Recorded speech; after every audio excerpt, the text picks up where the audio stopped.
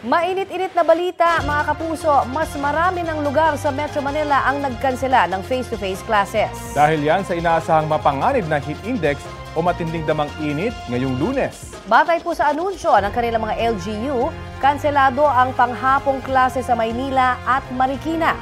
Sa Marikina, pauuwiin na po rin ngayong alas 11 ng mga pang-umagang estudyante. Nauna nang nagkansela ng face-to-face classes kaninang umaga ang Malabon, Las Piñas at Parañaque.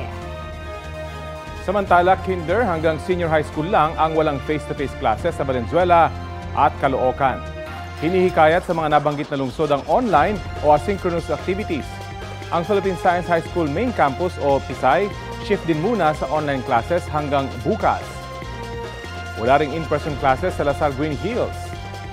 Ipatutupad muna ang asynchronous classes mula preschool hanggang grade 3, habang synchronous online classes naman sa grade 4 hanggang senior high school. Mga kapuso, batay po sa mga anunsyo sa heat index forecast ng Pag-asa, kung saan inaasahang papalo nga sa 46 degrees Celsius ang damang init sa Quezon City. Danger level na po yan. Tutok lang sa Balitang Hali para sa karagdagang class suspension.